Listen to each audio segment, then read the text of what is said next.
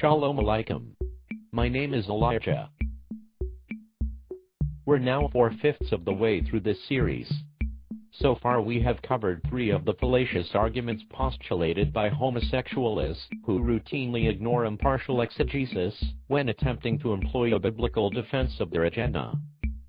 Each argument has drawn a blank.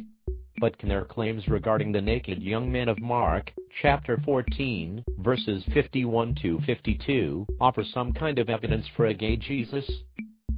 I'm not going to hold my breath. Mark 14, 51 to 52, and a certain young man was following him, having a linen cloth thrown around his naked body.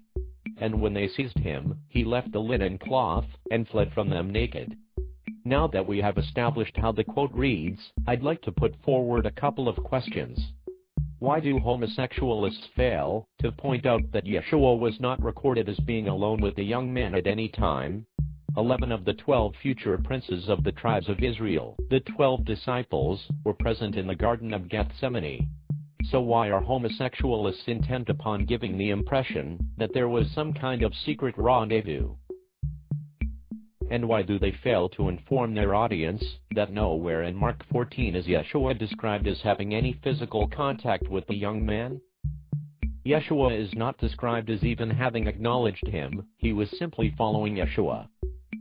No other details exist, yet homosexualists ring this single brief citation for everything it's worth, playing the role of obscurance, without compunction. Given the obscure and unsuggestive nature of the quote, their only motive can be to foist a homoerotic interpretation on a predominantly naive public. As there is no mention in Mark 14 of any homosexual activity taking place, or having taken place, we must cast aside the perverted exegesis of homosexualists, and consider only the information contained in the scriptural text. What are the objective facts? What information can be gleaned from the limited material on offer? I'll start by making the viewer aware that the English translation for young man comes from the ancient Greek word Neaniskos, and means a youth. The term applied to any male under 40 years of age. The ancient Greek words used to indicate a homosexual relationship, eros for the elder man, the pursuer and active participant, and eromenos for a younger man, the pursued and passive participant, are never used to describe any relationship between the youth and Yeshua. So there is absolutely no indication of anything pedophilic taking place in Mark 14, verses 51 to 52.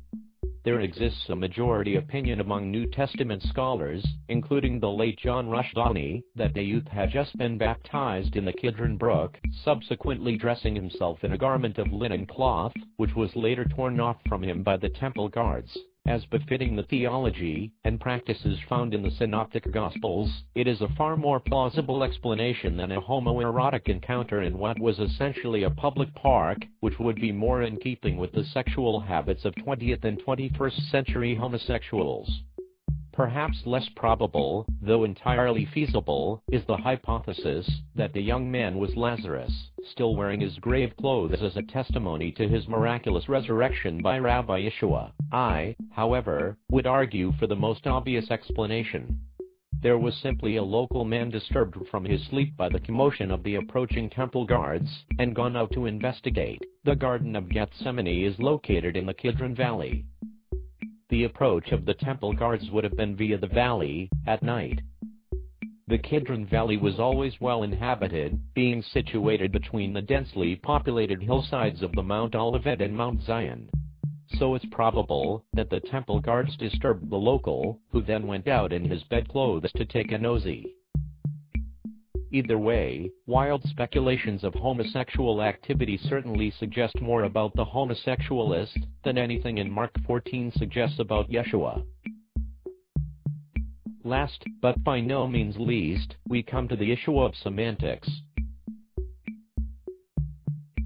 When reading an English translation of a Koine Greek manuscript, one dated in excess of over 2,000 years old, and describing events set in the ancient Middle East, as is the case regarding the Synoptic Gospels, it is never wise to apply a contemporary English understanding to ambiguous words and phrases found in the original manuscripts.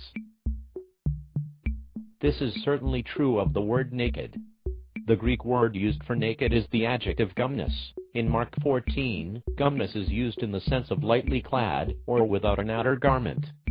Within the context of Mark 14, it refers to being without a cloak or tunic, and is not a reference to literal nakedness. In John 21:7 we find a precedent for the use of gumnos as a non-literal adjective. As there is no other information given in the scriptures, one can only conclude that homosexualists assume the youth to be gay because he was naked. But as we have seen, the term wasn't being applied in a literal sense. The youth was wearing linen clothing, he wasn't in the flesh until the temple guards attempted to seize him, tearing off his garment in the process. So according to the homosexualist swart logic, the temple guards were all gay? After all, they were the ones who stripped him. It wasn't voluntary nudity. Or perhaps they are under the impression that wearing linen clothing was some indication of homosexuality. But that wouldn't add up. Would we conclude that the fishermen of Galilee and the locals must all have been gay, too? They often wore similar clothing. It would make as much sense as anything else they claim. Ultimately, to what does their argument amount? If a homosexualist decides to employ perverted exegesis, reading into a piece of scripture something which simply is not contained within that piece of scripture, you're gay. This is the homosexualist's evidence. Another epic fail. Until next time.